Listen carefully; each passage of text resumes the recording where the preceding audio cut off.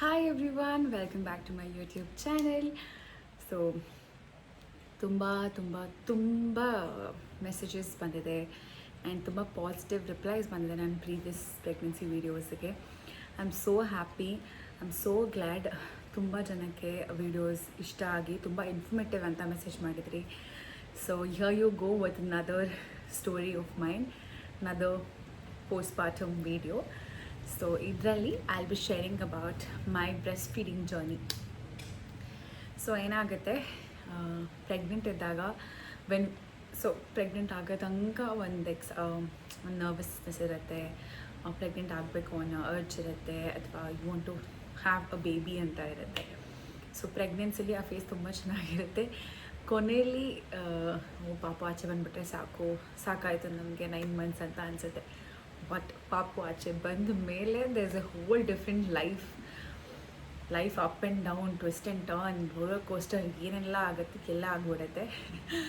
But it is a phase ಅಲ್ವಾ. So because one tiny human ಬೀಯಿಂಗ್ನ we are trying to grow them, give them a life. ಅವ್ರನ್ನ ದೊಡ್ಡವ್ರು ಮಾಡೋಕ್ಕೆ ನಮ್ಮೆಲ್ಲ efforts ಆಗುತ್ತೆ. ಸೊ ನನ್ನ ಜರ್ನಿ ಕೂಡ ಅದೇ ಥರ ಇದೆ. ಪ್ರೆಗ್ನೆನ್ಸಿ ತುಂಬ ಚೆನ್ನಾಗಿತ್ತು ಅನ್ಕೋತೀನಿ ಇವಾಗಿನ ಜರ್ನಿ ನೋಡಿದ್ರೆ. ಬಿಕಾಸ್ ಇಟ್ ಈಸ್ ತುಂಬ ಕಷ್ಟ ಏನಿಲ್ಲ. ಬೇರೆಯವ್ರು ತುಂಬ ಜನ ತುಂಬ ಕಷ್ಟಪಡ್ತಾ ಇರ್ತಾರೆ ಪೋಸ್ಟ್ಪಾರ್ಟಮ್. ನನಗೆ ಅಷ್ಟೊಂದು ಕಷ್ಟ ಇಲ್ಲ. Because I have a whole village helping me grow my son. ನನ್ನ ಅಪ್ಪ ಅಮ್ಮ ಇರ್ಬೋದು, ನನ್ನ ಹಸ್ಬೆಂಡ್ ಇರ್ಬೋದು, ನನ್ನ ತಮ್ಮ ಇರ್ಬೋದು, ನಮ್ಮ ಅಜ್ಜಿ ಇರ್ಬೋದು, everybody is here around me helping me with my baby. So ನನಗೆ ಯಾವಾಗ ತುಂಬ ನಿದ್ದೆ ಆಗಿರಲ್ಲ, my mom takes him from me and says ನೀನು ರೆಸ್ಟ್ ಮಾಡು, ನಾನು ನೋಡ್ಕೋತೀನಿ ಅಂತ. ಸೊ ಅಫ್ಕೋರ್ಸ್ 80% ಪಾಪುನ ನಾವೇ ನೋಡ್ಕೋಬೇಕು, ಬಿಕಾಸ್ ನಮ್ಮ ಮೇಲೆ ಕಂಪ್ಲೀಟ್ ಡಿಪೆಂಡ್ ಆಗಿರುತ್ತೆ ಪಾಪು. ಆದರೆ ಆ 20% ಹೆಲ್ಪ್ ಕೂಡ ತುಂಬ ಗ್ರೇಟ್ ಹೆಲ್ಪ್ ಆಗುತ್ತೆ. So I am so grateful for it. So ನನ್ನ ಬ್ರೆಸ್ಟ್ ಫೀಡಿಂಗ್ ಜರ್ನಿ ಬಗ್ಗೆ ಮಾತಾಡೋಣ. ನಾನು breast feeding is a major task ನಮಗೆ. ಡೆಲಿವರಿ ಆದಮೇಲೆ ಇಷ್ಟೊಂದು ಕಷ್ಟ ಅಂತ ಅನ್ನಲ್ಲ, ಬಟ್ ಎಷ್ಟೊಂದು ಡಿಫ್ರೆಂಟಾಗಿರುತ್ತೆ, ತುಂಬ ವಿಷಯಗಳನ್ನ ಕಲಿಯೋದಿರುತ್ತೆ ಬ್ರೆಸ್ಟ್ ಫೀಡಿಂಗಲ್ಲಿ ಕೂಡ ಅಂತ ನನಗೆ ನಿಜವಾಗ್ಲೂ ಗೊತ್ತಿರಲಿಲ್ಲ. ಸೊ ನಾನು ಇವಾಗ ಇನ್ನೂ ಕಲ್ತ್ಕೋತಾ ಇದ್ದೀನಿ. It's been 1.5 months since I have given birth. So ಈ 1.5 monthsಲ್ಲಿ ನನ್ನ ಬ್ರೆಸ್ಟ್ ಫೀಡಿಂಗ್ ಜರ್ನಿ ಹೇಗಿತ್ತು ಅಂತ ನಿಮ್ಮ ಜೊತೆ ಶೇರ್ ಮಾಡ್ಕೊಳ್ಳೋಕ್ಕೆ ವೀಡಿಯೋ ಮಾಡ್ತಾಯಿದ್ದೀನಿ. ಸೊ ಇನಿಷಿಯಲಿ ನಾನು ತುಂಬ ಜನನ ಮಾತಾಡ್ಬೇಕಾದ್ರೆ ವೆಲ್ ಐ ವಾಸ್ ಪ್ರೆಗ್ನೆಂಟ್, ಅವ್ರು ಹೇಳ್ತಿದ್ರು ಅವ್ರಿಗೆ ಕೊಲೆಸ್ಟ್ರಾಲ್ ಬರ್ತಿತ್ತು ಅಂತ. ಸೊ ಬ್ರೆಸ್ಟ್ ಫೀಡಿಂಗಲ್ಲಿ ಫಸ್ಟ್ ನಿಮಗೆ ಬರೋದೇ ಟೈನಿ ಗೋಲ್ಡನ್ ಡ್ರಾಪ್ಸ್ ಥರ ಬರುತ್ತೆ. ಸೊ ಅದು ಒಬ್ಬೊಬ್ಬರಿಗೆ ಪ್ರೆಗ್ನೆನ್ಸಿಲಿ ಬರುತ್ತೆ, ಲೀಕ್ ಆಗ್ತಾ ಇರುತ್ತಂತೆ, ಸ್ವಲ್ಪ ಬರ್ತಾ ಇರುತ್ತಂತೆ. ಬಟ್ ನನಗದು ಬರ್ತಿರ್ಲಿಲ್ಲ. So I was lil concerned. I was like, ನನಗೆ ಯಾಕೆ ಹಾಲು ಬರಲಿಲ್ಲ ಅಂದರೆ ಏನು ಮಾಡೋದು, if I am not able to feed ಏನು ಮಾಡೋದು ಅಂತೆಲ್ಲ ಓವರ್ ಥಿಂಕ್ ಮಾಡಿಬಿಟ್ಟಿದೆ. So I went and asked my gynaec, ನನಗೆ ಆ ಥರ ಏನು ಡಿಸ್ಚಾರ್ಜ್ ಆಗ್ತಿಲ್ಲ ಬ್ರೆಸ್ಟಿಂದ, so is it normal? So she told me yes, just ಒಂದು 50% ಜನಕ್ಕೆ ಮಾತ್ರ ಡಿಸ್ಚಾರ್ಜ್ ಇರುತ್ತೆ while they are pregnant. In 50% ಅವ್ರಿಗೆ ಡೆಲಿವರಿ ಆಚೆ ಬಂದ ಮೇಲೆ ಆ ಪ್ಲೆಸೆಂಟ ಏನಿರುತ್ತೆ, ಆ ಪ್ಲೆಸೆಂಟ ಡೆಲಿವರ್ಡ್ ಆದಮೇಲೆ ನಮ್ಮ ಹಾರ್ಮೋನ್ಸ್ ಚೇಂಜ್ ಆಗಿ ಇಮಿಡಿಯೇಟಾಗಿ ನಮಗೆ ಮಿಲ್ಕ್ ಪ್ರೊಡಕ್ಷನ್ ಶುರು ಆಗುತ್ತೆ ಅಂತ. ಸೊ ಫಸ್ಟ್ ಟೈಮ್, ಸೊ ಅದು ನನಗೆ ಪ್ರೆಗ್ನೆನ್ಸಿಲಿ ಇರಲಿಲ್ಲ. ಸೊ ನನ್ನ ಡೆಲಿವರಿ ಆದಮೇಲೆ you have seen my delivery vlog ಹೇಗಿತ್ತು ಅಂತ ಎಲ್ಲ. ಸೊ OTಲಿ ಡೆಲಿವರಿ ಎಲ್ಲ ಆದಮೇಲೆ, ಸ್ಟಿಚಸ್ ಎಲ್ಲ ಹಾಕಾದ್ಮೇಲೆ ಪಾಪುನ ಒಂದು ರೌಂಡ್ ಕರ್ಕೊಂಡೋಗಿ ತೋರಿಸ್ಕೊಂಡು ಬಂದರು. And right away in OT ರೂಮಲ್ಲೇ, ಆಪ್ರೇಷನ್ ಥಿಯೇಟರಲ್ಲಿ ಲ್ಯಾಕ್ಟೇಷನ್ ಕನ್ಸಲ್ಟೇಷನ್ ಬಂದರು. ಕನ್ಸಲ್ಟೆಂಟ್ ಬಂದು ಶಿ ಸ್ಟಾರ್ಟೆಡ್ ನನ್ನ ಪಾಪುಗೆ ಲ್ಯಾಚ್ ಮಾಡ್ಸೋಕ್ಕೆ ಟ್ರೈ ಮಾಡಿದ್ರು. ಅವ್ನು ಫಸ್ಟ್ ಇನಿಷಿಯಲಿ ಲ್ಯಾಚ್ ಮಾಡ್ತಿರ್ಲಿಲ್ಲ ಅಲ್ಲಿ, but she was trying for almost 20 minutes ಅವ್ರು ಟ್ರೈ ಮಾಡಿದ್ದಾರೆ. ಬ್ರೆಸ್ಟ್ನ ಪ್ರೆಸ್ ಮಾಡಿ ಆ ಕೊಲೆಸ್ಟ್ರಾಲ್ನ ಆಚೆ ತೆಗೆದು she was like, you have very good supply, cholesterol ಎಲ್ಲ ಚೆನ್ನಾಗಿ ಬರ್ತಾ ಇದೆ ಅಂತ ಹೇಳಿ ಪಾಪುಗೆ ಅದನ್ನು ಸ್ವಲ್ಪನೇ ತುಂಬ ಟೈನಿ ಡ್ರಾಪ್ಸ್ ಬರುತ್ತೆ, ಆ ಟೈನಿ ಡ್ರಾಪ್ಸನ್ನೇ ಅವರು ಪಾಪುಗೆ ಕೊಟ್ಟರು. And she said this is like a golden liquid, like most beneficial liquid ಪಾಪುಗೆ. ಆ ಕೊಲೆಸ್ಟ್ರಾಲ್ನ ತುಂಬ ಜನ ಡಿಸ್ಕಾರ್ಡ್ ಮಾಡಿಬಿಡ್ತಾರೆ. You should not, because it is like a holy grail of liquid to the baby. So ಆ ಕೊಲೆಸ್ಟ್ರಾಲ್ನ ನಾನು ಫೀಡ್ ಮಾಡಿಸ್ತಾ ಇದ್ದೆ. ಸೊ ಎಂಟೈರ್ ಡೇ ಅವತ್ತು ನನ್ನ ವಾರ್ಡಿಗೆ ಕರ್ಕೊಂಡು ಹೋದ್ಮೇಲೂ ಅಷ್ಟೇ ನರ್ಸಸ್ ಬಂದರು. ದೇ ಹೆಲ್ಪ್, ಲೈಕ್ ನಾನು ಎದ್ದೇಳೋಕ್ಕಾಗ್ತಿರ್ಲಿಲ್ಲ ಅಲ್ಲ. ಸೊ ನಾನು ಬೆಡ್ ರೆಸ್ಟಲ್ಲೇ ಇದ್ದೆ. ಸೊ ಆ ಕಡೆ ಈ ಕಡೆ ಅವರೇ ಕರ್ಕೊಂಡ್ಬಂದು ಲ್ಯಾಚ್ ಮಾಡಿಸಿ ಪಾಪುಗೆ ತುಂಬ ಟೈನಿ ಡ್ರಾಪ್ಸ್ ಹೋಗ್ತಿತ್ತು. ಬಟ್ ಅದನ್ನೇ ಸಾಕಾಗುತ್ತೆ ಅಂತ ಹೇಳಿದರು. ಸೊ ನಾನು ಇನಿಷಿಯಲಿ ಕೇಳಿದೆ ಇಷ್ಟು ಬರ್ತಿದೆಯಲ್ಲ ಪಾಪುಗೆ ಸಾಕಾಗುತ್ತಾ ಅಂತ. ಸೊ ದೆ ಟೋಲ್ಡ್ ಇಷ್ಟೇ ಸ್ಟಮಕ್ ಆನ್ ದ ನ್ಯೂ ಪಾಪು ಹುಟ್ಟಿದ್ದನ್ನು ಇಷ್ಟೇ. ಸೊ ಅದಕ್ಕೆ ಬೇಕಾದಷ್ಟಿದು ಆ್ಯಂಡ್ ಇಟ್ಸ್ ವೆರಿ ಬೆನಿಫಿಷಿಯಲ್ ಅಲ್ವಾ. ಸೊ ಇಷ್ಟೇ ಸಾಕು ಅಂತ first day every 2 to 2.5 hours ಬರ್ತಿದ್ರು. ಅಲ್ಲೇ ಸಿಸ್ಟರ್ಸ್ ಬಂದು ಹೆಲ್ಪ್ ಮಾಡ್ತಿದ್ರು ಪಾಪುಗೆ ಲ್ಯಾಚ್ ಮಾಡ್ಸೋಕ್ಕೆ, ಫೀಡ್ ಮಾಡಿಸ್ತಿದ್ರು. ಸೊ ದ ನೆಕ್ಸ್ಟ್ ಡೇ ಏನಾಯಿತು, ನೆಕ್ಸ್ಟ್ ಡೇ ಸ್ವಲ್ಪ ಪ್ರೊಡಕ್ಷನ್ ಜಾಸ್ತಿ ಆಯಿತು. ಸೊ ಅದನ್ನು ಅಷ್ಟೇ 20 ಅವರೇ ಬಂದು ಸಕ್ ಮಾಡಿಸ್ತಿದ್ರು, ನನಗೆ ಲ್ಯಾಚ್ ಮಾಡಿಸೋದೆಲ್ಲ ಹೇಳ್ಕೊಡ್ತಿದ್ರು. ಸೊ ದೆ ಟೋಲ್ಡ್ ಮೀ, ನಾನು ಪ್ರಿಪೇರ್ ಆಗಿ ಹೋಗಿದ್ದೆ ಇನ್ ಕೇಸ್ ನನಗೆ ಮಿಲ್ಕ್ ಸಪ್ಲೈ ಬರಲಿಲ್ಲ ಅಂತ ಅಂದರೆ ಪಂಪ್ ಯೂಸ್ ಮಾಡೋಣ. ಬಿಕಾಸ್ ಪಾಪು ಲ್ಯಾಚ್ ಮಾಡೋಕ್ಕೆ ಬರ್ತಿಲ್ಲ ಅಂದರೆ ಪಂಪ್ ಯೂಸ್ ಮಾಡಿ ಬಾಟಲ್ ಅಥವಾ ಒಳ್ಳೆಲಿ ಫೀಡ್ ಮಾಡೋಣ ಅಂತ ಒಳ್ಳೆ ತೊಗೊಂಡೋಗಿದ್ದೆ. ಸಿಲ್ವರ್ ಬರುತ್ತಲ್ಲ, ಸಿಲ್ವರ್ ಒಳ್ಳೆ ತೊಗೊಂಡೋಗಿದ್ದೆ. ಪಂಪ್ ತೊಗೊಂಡೋಗಿದ್ದೆ, ಪಂಪಿಂಗ್ ಮಿಷಿನ್ ತೊಗೊಂಡೋಗಿದ್ದೆ. ಆ್ಯಂಡ್ ನಿಪ್ಪಲ್ಸ್ ಏನಾರು ಕ್ರ್ಯಾಕ್ ಆದರೆ ನಿಪ್ಪಲ್ ಕ್ರೀಮ್ ತೊಗೊಂಡೋಗಿದ್ದೆ, ನಿಪ್ಪಲ್ ಶೀಲ್ಡ್ ತೊಗೊಂಡೋಗಿದ್ದೆ.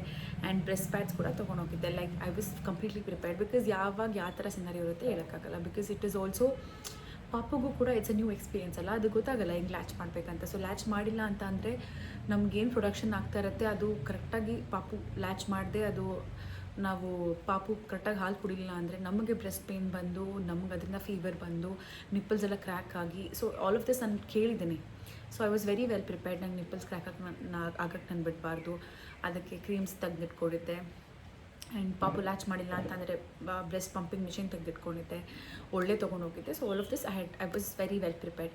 ಬಟ್ ಥ್ಯಾಂಕ್ಫುಲಿ ಪಾಪು ಲ್ಯಾಚ್ ಮಾಡೋಕ್ಕೆ ಶುರು ಮಾಡ್ತಾ, ಲ್ಯಾಚ್ ನೀಟಾಗಿ ಮಾಡ್ತಾಯಿದ್ದ, ಎಲ್ಲ ಆಗ್ತಿತ್ತು. ಬಟ್ ಸ್ವಲ್ಪ ಮಿಲ್ಕ್ ಪ್ರೊಡಕ್ಷನ್ ನಮ್ಗೆ ಯಾಕೋ ಅವನಿಗೆ ತುಂಬ ಹೊಟ್ಟೆ ತುಂಬ್ತಿಲ್ಲ ಅಂತ ಅನ್ನಿಸ್ತು. ಸೊ ದಟ್ ಡೇ ಪೀಡಿಯಾಟ್ರಿಷಿಯನ್ ಬಂದು ಸೆಕೆಂಡ್ ಡೇ. ಸೊ ವೆನ್ಸ್ಡೇ ನನ್ನ ಡೆಲಿವರಿ ಆಯಿತು. Wednesday it was all my milk. Thursday ಏನು ಮಾಡಿದ್ರು, 30 ml ಫಾರ್ಮುಲಾ ಕೊಡಿ ಅಂತ ಅಂದರು. ಸೊ 30 ml ಕೊಟ್ವಿ. And he slept to like 3.5 hours ಮಲ್ಕೊಂಡಿದ್ದ ನೈಟು. ಸೊ ಅವತ್ತು ಒಂದೇ ದಿನ ಫಾರ್ಮುಲಾ ಕೊಟ್ಟಿದ್ದು ನಾವು. ಅದಾದಮೇಲೆ ನೆಕ್ಸ್ಟ್ ಡೇಯಿಂದ ಪ್ರೊಡಕ್ಷನ್ ಇನ್ನೂ ಜಾಸ್ತಿ ಆಯಿತು. So they told me production ಹಿಂಗೆ ಜಾಸ್ತಿ ಆಗುತ್ತೆ ಬ್ರೆಸ್ಟಲ್ಲಿ ಅಂತಂದರೆ ನಾವೆಷ್ಟು ಪಾಪು ಅದೆಷ್ಟು ನರ್ಸ್ ಮಾಡ್ತೀವಿ ಅಂದರೆ ಎಷ್ಟು ಅವನು ಸಕ್ ಮಾಡಿ ಅದನ್ನು ನಾವು ಹೆಂಗೆ ನರ್ಸಿಂಗ್ ಮಾಡ್ತಾನೆ ಇರ್ತೀವಿ. ಸೊ ಅದು ನಮಗೆ ಬ್ರೈನ್ ಇಂಡಿಕೇಟ್ ಮಾಡಿ ಪಾಪು ಎಷ್ಟು ಡಿಮಾಂಡಾಗಿ ನಾವು ಎಷ್ಟು ಡಿಮಾಂಡ್ ಮಾಡುತ್ತೆ, ಎಷ್ಟು ಸಕ್ ಮಾಡುತ್ತೆ, ಅಷ್ಟು ನಮ್ಮ ಸಪ್ಲೈ ಜಾಸ್ತಿ ಆಗುತ್ತೆ. So it is very necessary. ನೀವು ಇನಿಷಿಯಲಿ ಮೆಲ್ಗೆ ಬರುತ್ತೋ ಬರಲ್ವೋ ಕೊಲೆಸ್ಟ್ರಾಮ್ನೇ ನೀವು ಎಷ್ಟು ಸಕ್ ಮಾಡಿಸಿ ಪಾಪು ಎಷ್ಟು ಲ್ಯಾಚ್ ಮಾಡ್ತಾ ಇರ್ತಾನೆ ಅಷ್ಟು ನಮಗೆ ಇನ್ಕ್ರೀಸ್ ಆಗ್ತಾ ಹೋಗುತ್ತೆ ಅಂತ ನನಗೆ ಡಾಕ್ಟರ್ಸ್ ಹೇಳಿದರು. ಸೊ ಅದನ್ನು ಮಾಡ್ತಾಯಿದ್ವಿ. ಆ್ಯಂಡ್ ನನ್ನ ಪ್ರೊಡಕ್ಷನ್ ತುಂಬ ಚೆನ್ನಾಗಿತ್ತು. So it was all fine. We came home. ಅಲ್ಲಿ ನರ್ಸ್ ಇದ್ರಲ್ಲ, ಸೊ ದೆ ಟೋಲ್ಡ್ ಮೀ ತುಂಬ ನಾವಿಲ್ಲಿ ನಿಮಗೆ ಹೆಲ್ಪ್ ಮಾಡ್ತಾಯಿದ್ದೀವಿ, but it is very necessary. ನಿಮಗೆ ಕರೆಕ್ಟಾಗಿ ಲ್ಯಾಚ್ ಮಾಡ್ಸೋಕ್ಕೆ ಗೊತ್ತಿರಬೇಕು. ಜಸ್ಟು ನಮ್ದೇನಿರುತ್ತೆ ಆ ನಿಪ್ಪಲ್ ಮಾತ್ರ ಪಾಪು ಬಾಯಲ್ಲಿ ಹಾಕೋದಲ್ಲ, ಎಂಟೈರ್ ಏರಿಯೋಲ ಏನಿರುತ್ತೆ ಅದನ್ನು ಕಂಪ್ಲೀಟಾಗಿ ಕೊಟ್ಟು ಪಾಪು ಲ್ಯಾಚ್ ಮಾಡಿದ್ರೇ ಡೀಪ್ ಲ್ಯಾಚಿಂಗ್ ಆಗುತ್ತೆ.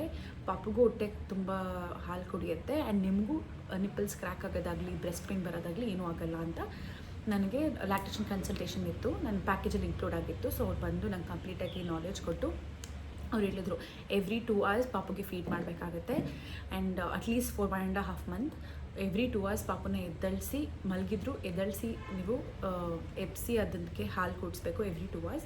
ಅದ್ರ ಜೊತೆಗೆ ಡಿಮಾಂಡ್ ಫೀಡಿಂಗ್ ಕೂಡ ಮಾಡಬೇಕು. So what is demand feeding ಅಂತ ಅಂದರೆ, ಸೊ ನಾವು ಇವಾಗ 2 hours ಆದಮೇಲೆ ಪಾಪುನ ಎಚ್ಚರ ಮಾಡಿ ನಾವು ಹಾಲು ಕುಡಿಸ್ತೀವಿ. ಸೊ ಫೀಡ್ ಮಾಡಿಸಿ ಹಾಫ್ ಆನ್ ಅವರ್ ಆದಮೇಲೆ ಮತ್ತೆ ಅಳಕ್ಕೆ ಶುರು ಮಾಡಿದ್ರೆ ಹಾಲಿಗೆ ಅಥವಾ ಆ ಪಾಪುಗಳಿಗೆ ಕ್ಲೂಸ್ ಗೊತ್ತಾಗುತ್ತೆ. ಅದು ನಮ್ಮ ಬ್ರೆಸ್ಟ್ನ ಸರ್ಚ್ ಮಾಡ್ತಾ ಇರುತ್ತೆ ಅಥವಾ ಫಿಂಗರ್ ಹಾಕ್ಕೊಂಡು ಅದನ್ನು ಸಕ್ ಮಾಡ್ತಾ ಇರುತ್ತೆ, ಆಮೇಲೆ ಅಳಕ್ಕೆ ಶುರು ಮಾಡುತ್ತೆ. ಸೊ ನಾವು ಆ ಕ್ಲೂಸ್ನ ನೋಡಿಕೊಂಡು ನಮ್ಗೆ ಗೊತ್ತಾಗಬೇಕು, okay this is my time to feed the baby ಅಂತ. ಸೊ ಒಂದ್ಸಲ ಬಿಕಾಸ್ ರ್ಯಾಪಿಡಾಗಿ ಗ್ರೋತ್ ಆಗ್ತಾ ಇರ್ತಾರಲ್ಲ ನ್ಯೂ ಬಾರ್ನ್ಸು, ಸೊ ಅವರಿಗೆ ನೀವು 2 hours ಒಂದ್ಸತಿನೇ ಸಾಕಾಗಲ್ಲ. ಒಂದ್ಸಲ ನೀವು ಫೀಡ್ ಮಾಡಿಸಿ ವಿತಿನ್ 30 minutes ಮತ್ತೆ ಇನ್ನೊಂದು ಸತಿ ಫೀಡ್ನ ಕೇಳ್ತಾರೆ. ಸೊ ಆ ಕ್ಲೂಸ್ನ ನೋಡ್ಕೊಂಡು ನಾವು ಫೀಡ್ ಮಾಡಿಸ್ಲೇಬೇಕು. ಸೊ ಇದನ್ನೆಲ್ಲ ಲ್ಯಾಕ್ಟೇಷನ್ ನಮಗೆ ಹೇಳ್ಕೊಟ್ರು. 2 hours ಒಂದ್ಸತಿ ಫೀಡ್ ಮಾಡಿಸಿ, ಡಿಮಾಂಡ್ ಫೀಡಿಂಗು ಕೂಡ ಮಾಡಿಸಿ, ಆ್ಯಂಡ್ ಮೇನ್ಲಿ ಬರ್ಪ್ ಮಾಡಿಸಿ. ನನಗೆ ತುಂಬ ಕಷ್ಟ ಆಗ್ತಾ ಇರೋದು ಕೂಡ ಬರ್ಪಿಂಗ್ ಒಂದೇ. ಬಿಕಾಸ್ ಅವ್ನು ಲ್ಯಾಚ್ ಕರೆಕ್ಟಾಗಿ ಮಾಡ್ತಾನೆ, ಫೀಡ್ ಎಲ್ಲ ಕರೆಕ್ಟಾಗಿ ತೊಗೋತಾನೆ, ಬಟ್ ಅಲ್ಲಿ ಬರ್ಪ್ ಮಾಡೋಕ್ಕೇ ಹಿಂಸೆ. ಸೊ ಈಗ ಮುಂಚೆ ನಮ್ಮ ಅಮ್ಮನ ಕಾಲದಲ್ಲೆಲ್ಲ ಅವ್ರು ಏನು ಬರ್ಪ್ ಏನು ತೆಗಿಸ್ತಿರ್ಲಿಲ್ಲ ಅಂತೆ ಮಕ್ಕಳನ್ನ. ಬಟ್ ಐ ಡೋಂಟ್ ನೋ, ಈ ಜನ್ರೇಷನಲ್ಲಿ it is very very very important. Like ಪೀಡಿಯಾಟ್ರಿಷಿಯನ್ಸ್ನ ನೀವು ಕನ್ಸಲ್ಟ್ ಮಾಡಿದಾಗ ಅವ್ರು ಫಸ್ಟ್ ಹೇಳತ್ತೆ ಡಿಮಾಂಡ್ ಫೀಡಿಂಗ್ ಮಾಡಿ 2 hours ಒಂದ್ಸತಿ ಫೀಡ್ ಮಾಡಿ, ಆ್ಯಂಡ್ ಮೋಸ್ಟ್ ಇಂಪಾರ್ಟೆಂಟ್ಲಿ ಪಾಪುಗೆ ಬರ್ಪ್ ಮಾಡಿಸಿ.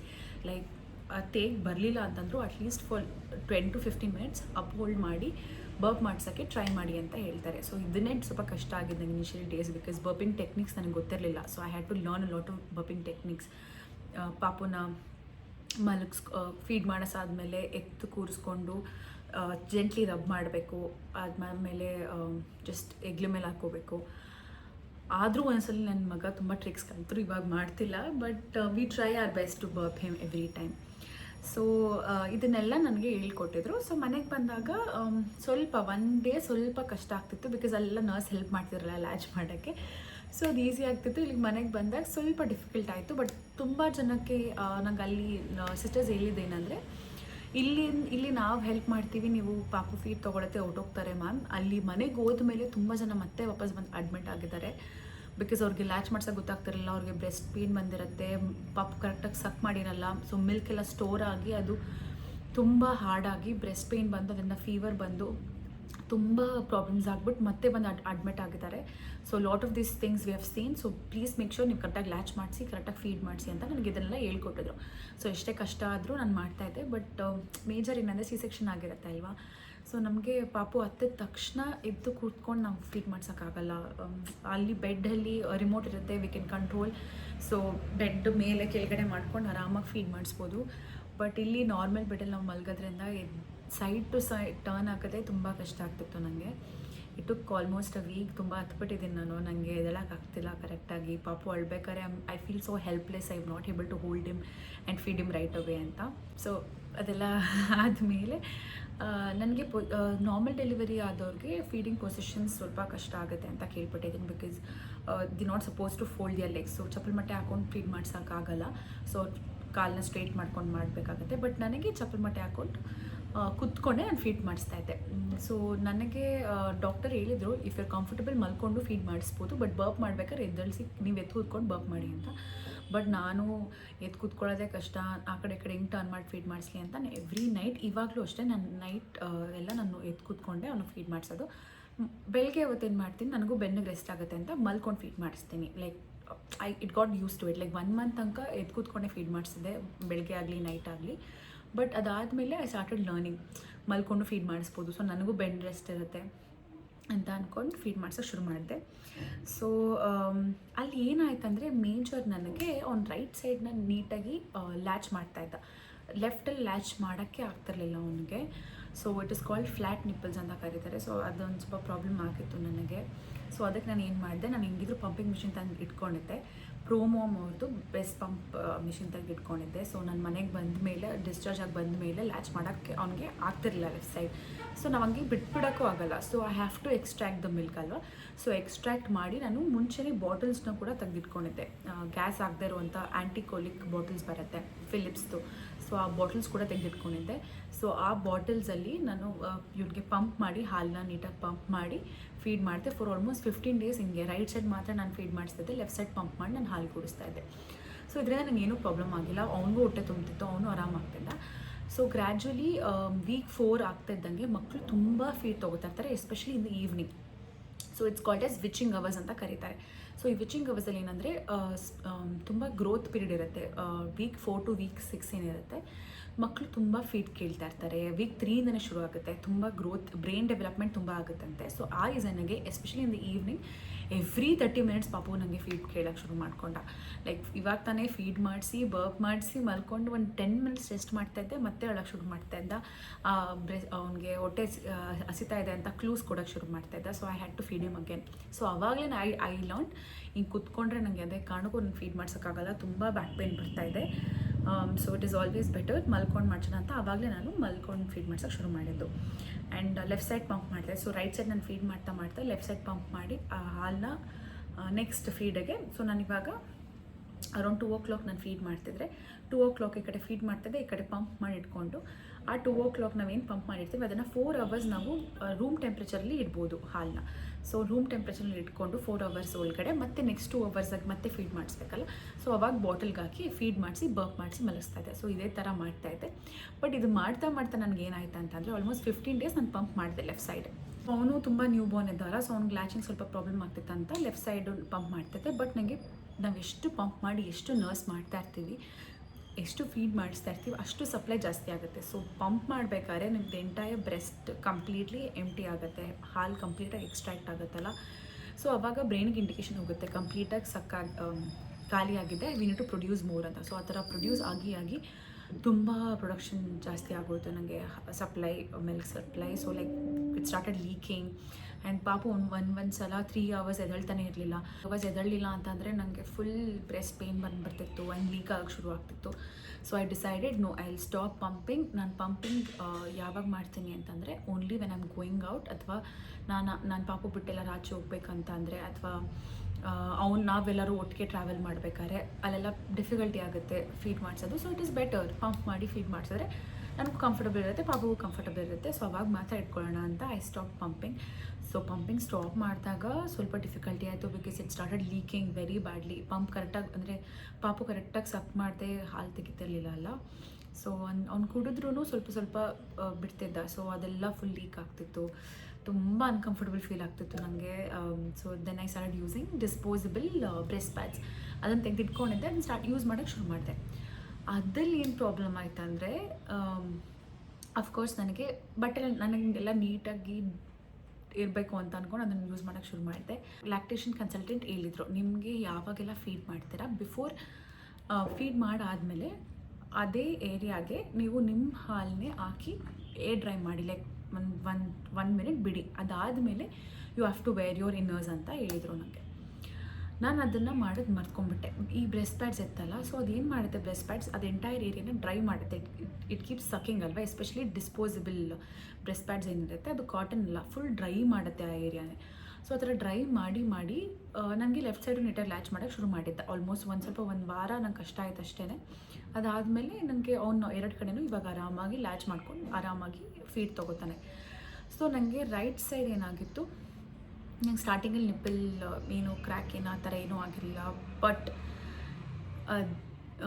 ನಾನು ಯಾವಾಗ ಡಿಸ್ಪೋಸಬಲ್ ಬ್ರೆಸ್ಟ್ ಪ್ಯಾಡ್ಸ್ ಯೂಸ್ ಮಾಡೋಕ್ಕೆ ಶುರು ಮಾಡಿದೆ ಕ್ರ್ಯಾಕ್ ಆಯಿತು. ಆ್ಯಂಡ್ ದ್ಯಾಟ್ 1-2 days ಅಂದರೆ ನನಗೆ ಕ್ರ್ಯಾಕ್ ಆಗಿದೆ, ಬಟ್ ನಾನು ನೋಡ್ಕೊಂಡಿಲ್ಲ. ನಾನು ಒನ್ ಈವ್ನಿಂಗ್ ಅವ್ನಿಗೆ ಫೀಡ್ ಮಾಡೋಕ್ಕೆ ಹೋಗ್ತೀನಿ, ಅವ್ನು ಸಕ್ ಮಾಡಿದ ತಕ್ಷಣ I start crying, I start screaming. ನನ್ನ ಮಕ್ಕಳು ಅಳಂಗೆ ಅಳ್ತಾ ಇದ್ದೀನಿ. ಆಮೇಲೆ ನನಗೇನೋ ಆಗಿದೆ, ನಂಗೆ ಸಖತ್ ಪೇನ್ ಆಗ್ತದೆ, ಸಖತ್ ಪೇನ್. ಆಮೇಲೆ ನೋಡಿದ್ರೆ ಅಲ್ಲಿ ಕ್ರ್ಯಾಕ್ ಆಗೋಗಿದೆ, ತುಂಬ ದೊಡ್ಡದಾಗಿ ಕ್ರ್ಯಾಕ್ ಆಗೋಗಿದೆ. ಸೊ ಆ ಟೈಮಲ್ಲಿ ಮತ್ತೆ ನಾನು ಸ್ಟಾಪ್ ಮಾಡಿದೆ. ಆ ಕಡೆ ರೈಟ್ ಸೈಡ್ ನಾನು ಅವ್ನಿಗೆ ಫೀಡ್ ಮಾಡ್ಸೋಕ್ಕೆ ಸ್ಟಾಪ್ ಮಾಡಿ ಪಂಪ್ ಮಾಡಿ ಮತ್ತೆ ಸ್ವಲ್ಪ ಪಂಪಿಂಗ್ ಶುರು ಮಾಡಿದೆ.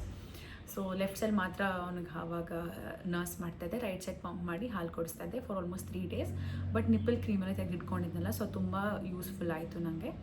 ಸೊ ನಿಪ್ಪಲ್ ಕ್ರೀಮ್ಸ್ನೆಲ್ಲ ನಾನು ಡಿಸ್ಕ್ರಿಪ್ಷನಲ್ಲಿ ನಿಪ್ಪಲ್ ಕ್ರೀಮ್ಸ್ ಯಾವ್ದು ಯೂಸ್ ಮಾಡ್ತಿದ್ದೆ, ಡಿಸ್ಪೋಸಬಲ್ ಬ್ರೆಸ್ಟ್ ಪ್ಯಾಡ್ಸ್ ನಾನು ರೆಕಮೆಂಡ್ ಮಾಡಲ್ಲ, ಬಿಕಾಸ್ ಒಂದು ಕಾಸ್ಟ್ ಎಫೆಕ್ಟಿವ್ ಇಲ್ಲ. ಸೊ ದಿನಕ್ಕೆ 2 to 3 ಬೇಕಾಗುತ್ತೆ ಆ್ಯಂಡ್ ತುಂಬ ಡ್ರೈ ಮಾಡುತ್ತೆ ಆ ಏರಿಯಾನ. So I would not recommend. ನಾನು ಇದು ಕ್ರ್ಯಾಕ್ ನಿಪ್ಪಲ್ಸ್ ಆದಮೇಲೆ ನಾನು ಅನಲೈಸ್ ಮಾಡಿದ್ದು, ಓಕೆ ತುಂಬ ಡ್ರೈ ಇದ್ದು ನಿಪ್ಪಲ್ಸ್ನ ಯಾವಾಗ ತುಂಬ ಡ್ರೈ ಮಾಡಿಡಬಾರ್ದು. ಸೊ ಅದರಿಂದ ಈ ಥರ ಕ್ರ್ಯಾಕ್ ಆಗಿದೆ. ಸೊ ಇಟ್ಸ್ ಆಲ್ವೇಸ್ ಬೆಟರ್ ನೀವು ರೀಯೂಸಬಲ್ ಬ್ರೆಸ್ಟ್ ಪ್ಯಾಡ್ಸ್ ಬರುತ್ತೆ, ಬೆಸ್ಟ್.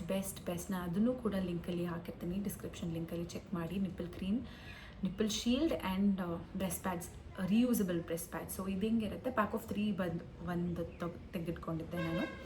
ಇನ್ನೊಂದು ಎಕ್ಸ್ಟ್ರಾ ಆರ್ಡರ್ ಮಾಡಿದ್ದೆ. ಸೊ ಅದನ್ನು ಯೂಸ್ ಮಾಡಿದಾಗ ನೀವು ಜಸ್ಟ್ ಅದನ್ನು ನೀವು ಎವ್ರಿ ಡೇ 1 pair ಸಾಕಾಗುತ್ತೆ. ವಾಶ್ ಮಾಡಿ ಡ್ರೈ ಮಾಡಿ you can again use it. Best ಇದೆ, because it keeps that area, you feel very comfortable, ತುಂಬ ಇರಿಟೇಟಿಂಗ್ ಇರಲ್ಲ. ಡಿಸ್ಪೋಸಬಲ್ ಏನು ಬರುತ್ತೆ ತುಂಬ ಇರಿಟೇಟ್ ಆಗುತ್ತೆ, ತುಂಬ ಇಚ್ಚಿ ಫೀಲ್ ಆಗುತ್ತೆ. It was not at all comfortable for me. But ಇದನ್ನು ಯೂಸ್ ಮಾಡೋದಕ್ಕೆ ಶುರು ಮಾಡಿದಾಗಿಂದ ಆ ಏರಿಯಾನೂ ಅಷ್ಟೇ ಸಾಫ್ಟಾಗಿ ಇಟ್ಟಿರುತ್ತೆ and it is very light on the skin. So ಅದನ್ನು ಯೂಸ್ ಮಾಡೋಕ್ಕೆ ಶುರು ಮಾಡಿದೆ. ಸೊ ಸಪ್ಲೈ ಪಾಪು ಇವಾಗ ಗ್ರೋತ್ ಪೀರಿಯಡ್ ಏನಿರುತ್ತೆ, ವೀಕ್ 3 ಇಂದ ವೀಕ್ 6 ತನಕ ಒಂದು ಸ್ವಲ್ಪ ಜಾಸ್ತಿ ಫೀಡ್ ತೊಗೊಂಡು ಸಪ್ಲೈ ಜಾಸ್ತಿ ಆಗ್ತಿತ್ತು. ಸೊ ನಾನು ಸ್ವಲ್ಪ ಸಪ್ಲೈ ಜಾಸ್ತಿ ಆಗ್ತಿತ್ತು. ಸೊ ನಾನು ಏನು ಮಾಡ್ತಾಯಿದ್ದೆ, ಪಂಪ್ ಮಾಡಿ ಅದನ್ನು ಸ್ಟೋರ್ ಮಾಡಿ ಒಂದು 3-4 bagsನ ಸ್ಟೋರ್ ಮಾಡಿದ್ದೆ. ಸೊ ಅದನ್ನು ನಾನು ವೈಲ್ ಬೇದಿಂಗ್ ಹಿಮ್ ಅದನ್ನು ಯೂಸ್ ಮಾಡ್ತಿದ್ದೆ. ಅದನ್ನು ಮಗ್ಗಿಗೆ ಹಾಕ್ಕೊಂಡು ಹಾಲನ್ನ ಮಿಕ್ಸ್ ಮಾಡಿ ಹಾಕಿದಾಗ ಅವ್ನಿಗೇನೇ ಸ್ಕಿನ್ ಪ್ರಾಬ್ಲಮ್ಸ್ ಇದ್ದರೂ ಅದೆಲ್ಲ ರಿಸಾಲ್ವ್ ಆಗಿದೆ. ಸೊ ಈ ಜರ್ನಿನ ಈಸಿ ಮಾಡ್ಕೊಳ್ಳೋದಕ್ಕೆ 1 ಪ್ರೋ ಟಿಪ್ ನಾನು ಕೊಡೋದು ಏನಂತ ಅಂದರೆ, 1 ಹ್ಯಾಂಡ್ ಪಂಪ್ನ ಮಿಷಿನನ್ನು ನೀವು ಹ್ಯಾಂಡಿಯಾಗಿ ಇಟ್ಕೊಳ್ಳಿ. ಬಿಕಾಸ್ ನಿಮಗೆ ಗೊತ್ತಿಲ್ಲ ಪಾಪು ಲ್ಯಾಚ್ ಮಾಡುತ್ತೋ ಮಾಡಲ್ವೋ, ನಿಮಗೆ ಸಪ್ಲೈ ಇನ್ಕ್ರೀಸ್ ಆಗುತ್ತೋ ಆಗಲ್ವೋ ಅಂತ.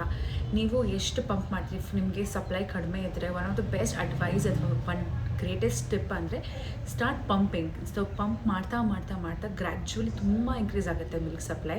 ಸೊ ಬಿಕಾಸ್ ಡಿಮ್ಯಾಂಡ್ ಜಾಸ್ತಿ ಅಂತ ಬ್ರೈನಿಗೆ ಹೋದಾಗ ಸಪ್ಲೈ ಜಾಸ್ತಿ ಆಗ್ತಾ ಬರುತ್ತೆ. So I would highly recommend ಒಂದು ಹ್ಯಾಂಡ್ ಪಂಪ್ ಆಗಿರ್ಬೋದು ಅಥವಾ ಮಿಷಿನ್ ಆಗಿರ್ಬೋದು ತೆಗೆದಿಟ್ಕೊಳ್ಳಿ. ಯಾಕಂದರೆ ನೀವು ಆಮೇಲಿಂದ ಹಾಸ್ಪಿಟಲ್ ಅಪಾಯಿಂಟ್ಮೆಂಟ್ಸ್ಗಾಗಿರ್ಬೋದು ಅಥವಾ ಆಚೆ ಕಡೆ ಹೋದಾಗೂ ನಿಮ್ಗೆ ಅದು ಹೆಲ್ಪ್ಫುಲ್ ಆಗೇ ಆಗುತ್ತೆ. ಸೊ ಮುಂಚೆ ಎಲ್ಲ ಅದು ತುಂಬ ಜನಕ್ಕೆ ಗೊತ್ತಿರಲಿಲ್ಲ ಪಂಪಿಂಗ್ ಮೆಥಡ್ಸ್ ಆಗಲಿ, ಪಂಪ್ ಏನಕ್ಕೆ ಮಾಡಬೇಕು ಅಂತ. ಬಟ್ ಇವಾಗ ತುಂಬ ಅದ್ರ ಬಗ್ಗೆ ನಾಲೆಡ್ಜ್ ನಾನು ತಿಳ್ಕೊಂಡಾದ್ಮೇಲೆ I feel it's a great option.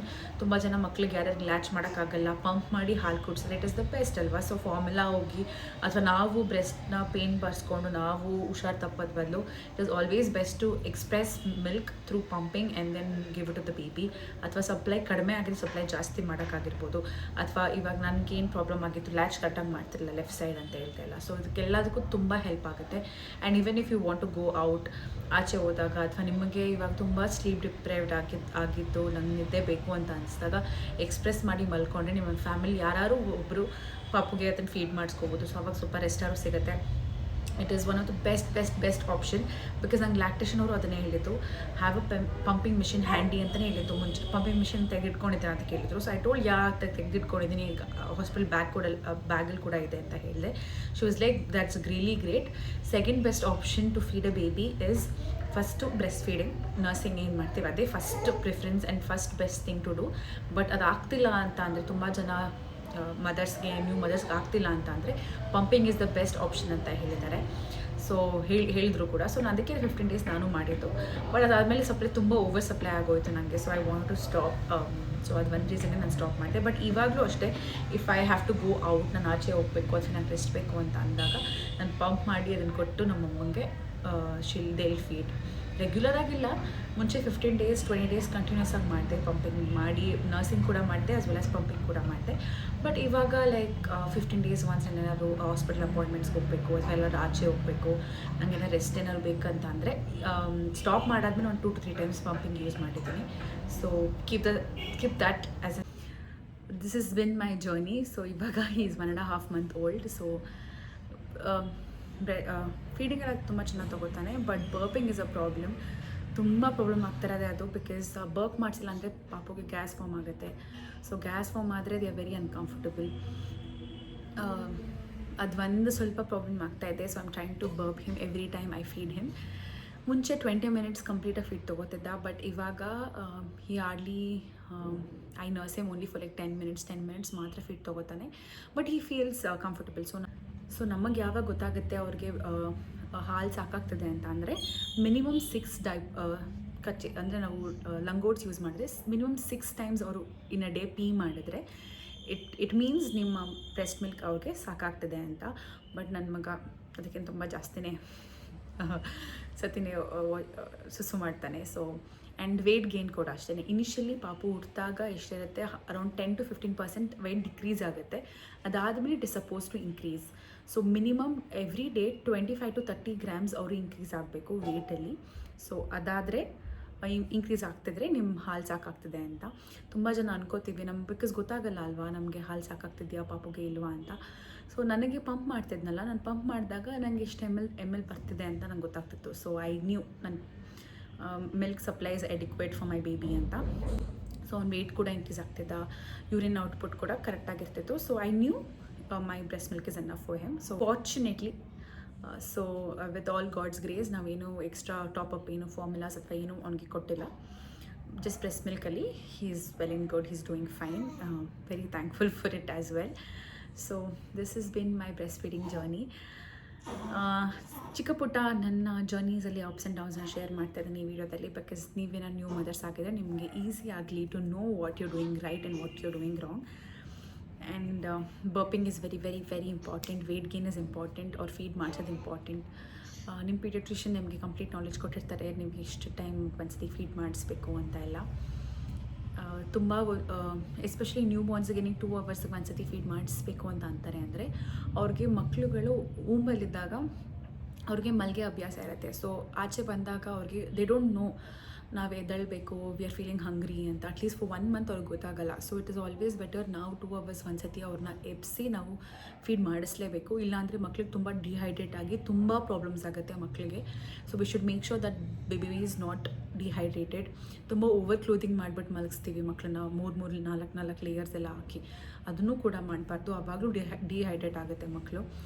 So ಆ ಥರ ಫೀಡ್ ಮಾಡ್ಕೋಬೇಕು. ಆ್ಯಂಡ್ ಮೇನ್ಲಿ ಫೀಡಿಂಗಲ್ಲಿ ಒಂದು ಸೈಡ್ 20 ಮಿನಿಟ್ಸ್ ಒಂದು ಸೈಡ್ ಕಂಪ್ಲೀಟಾಗಿ ಫೀಡ್ ಮಾಡಿಸಿ. ಯಾಕಂದರೆ ಫಸ್ಟಲ್ಲಿ ನೀವು ಜಸ್ಟ್ 10 ಮಿನಿಟ್ಸ್ ಎರಡು ಕಡೆನೂ, ತುಂಬ ಜನ ನನಗೆ ಬಂದು ಹೇಳಿದ್ದಾರೆ ಎರಡು ಕಡೆನೂ ಒಟ್ಟಿಗೆ ಫೀಡ್ ಮಾಡಿಸ್ಬೇಕು ಅಂತ. ಬಟ್ ಅದು ಆಗಲ್ಲ. ಯಾಕಂದರೆ ಫಸ್ಟು 5 to 10 ಮಿನಿಟ್ಸ್ ಏನು ಬರುತ್ತೆ ಅದು it is called as 4 milk. So ಆ 4 ಮಿಲ್ಕ್ ಫುಲ್ ನೀರು ಥರ ಇರುತ್ತೆ. ಅದೇನಕ್ಕೆ ಆ ಹಾಲು ಏನಕ್ಕೆ ಅಂದರೆ ಪಾಪುಗೆ ದಾವ ಅಂದರೆ ಥರ್ಸ್ಟ್ನ ಕ್ಯೂರ್ ಮಾಡೋಕ್ಕೆ. ಸೊ ಹೊಟ್ಟೆ ತುಂಬಿಸೋಕ್ಕೆ ಬರೋದೇ ನೆಕ್ಸ್ಟು ಹಿಂಡ್ ಮಿಲ್ಕ್ ಅಂತ, ಅದು ಗಟ್ಟಿ ಹಾಲು. ಆ ಗಟ್ಟಿ ಹಾಲು ಬರೋದೇ 10 ಮಿನಿಟ್ಸ್ ಆದಮೇಲೆ. So it is always better ಒಂದು ಸೈಡ್ ಕಂಪ್ಲೀಟಾಗಿ ಫೀಡ್ ಮಾಡಿಸಿ, ಅದಾದಮೇಲೆ ಇನ್ನು ನೆಕ್ಸ್ಟು ಮತ್ತೆ ಪಾಪುಗೆ ಹೊಟ್ಟೆ ತುಂಬಿಲ್ಲ ಅಂತ ಅನಿಸಿದ್ರೆ ನೆಕ್ಸ್ಟು 20 ಮಿನಿಟ್ಸ್ ಆದಮೇಲೆ switch to the other breast. So ಕ್ವಿಕ್ಕಾಗಿ ಎರಡು ಕಡೆನೂ ಸ್ವಿಚ್ ಮಾಡೋಕ್ಕೆ ಹೋಗಬೇಡಿ. That is one of the best thing ಪಾಪು ವೇಟ್ ಗೇನ್ ಆಗಿರ್ಬೋದು. ಬಿಕಾಸ್ ಆ ಹಿಂಡ್ ಮಿಲ್ಕ್ ಏನು ಬರುತ್ತೆ 10 ಮಿನಿಟ್ಸ್ ಆದಮೇಲೆ ಏನು ಬರುತ್ತೆ ಮಿಲ್ಕ್, ಅದೇ ಪಾಪುಗೆ ವೇಟ್ ಗೇನ್ ಆಗೋಕ್ಕೆ ಹೆಲ್ಪ್ ಮಾಡೋದು. 4 milk is also important because ಅವ್ರ ಥರ್ಸ್ಟ್ನ ಕಡಿಮೆ ಮಾಡೋಕ್ಕೆ. ಸೊ ದಾವಾನ ಹೋಗ್ಸೋಕ್ಕೆ ಕುಡಿಯೋಕ್ಕೆ ಬೇಕಾಗಿರೋದೇ 4 ಮಿಲ್ಕ್. ಅದಾದಮೇಲೆ ಹಿಂಡು ಮಿಲ್ಕ್ ಇಸ್ ಇಂಪಾರ್ಟೆಂಟ್ ಫಾರ್ ಹೊಟ್ಟೆ ತುಂಬಕ್ಕಾಗಲಿ ವೇಟ್ ಗೇನ್ ಆಗಲಿ. ಸೊ ಎರಡೂ ಇಂಪಾರ್ಟೆಂಟ್. ಸೊ ಒಂದು ಕಂಪ್ಲೀಟ್ ಸೈಡ್ನ ಫಸ್ಟು ಫೀಡ್ ಮಾಡಿಸಿ, ಮತ್ತು ಪಾಪು ಏನಾದ್ರು ಹೊಟ್ಟೆ ಹಸಿ ಕ್ಲೂವ್ನ ತೋರಿಸಿದ್ರೆ ನೆಕ್ಸ್ಟ್ ಇನ್ನೊಂದು ಕಡೆ ಫೀಡ್ ಮಾಡಿಸಿ. ಸೊ ಇದನ್ನೆಲ್ಲ ನಾನು ಅಷ್ಟೇ ಯೂಟ್ಯೂಬ್ ವೀಡಿಯೋಸ್ನ ನೋಡಿ ಕಲ್ತ್ಕೊಂಡಿರೋದು, ಈ ನಾಲೆಜ್ ಎಲ್ಲನೂ. So I'm passing this knowledge to you. So this is like 120 minutes video ನೋಡಿದ್ರೆ ನಿಮ್ಗೆ ಆಲ್ಮೋಸ್ಟ್ 70 to 80% ನಾಲೆಜ್ ಬರುತ್ತೆ ಬ್ರೆಸ್ಟ್ ಫೀಡಿಂಗ್ ಬಗ್ಗೆ. This has been my journey so far. I hope this video is helpful for you. So next ಇನ್ನೂ 2-3 video ಮಾಡಬೇಕಂತ ಅಂದ್ಕೊಂಡಿದ್ದೀನಿ about ನಮ್ಮದು hospital 9 divine package ಬಗ್ಗೆ ಆಗಿರ್ಬೋದು, ನನ್ನ C-section ರಿಕವರಿ ಬಗ್ಗೆ ಆಗಿರ್ಬೋದು. So I hope to see all of you in the next video. I hope this video is helpful for you all. Thanks for watching. Thank you.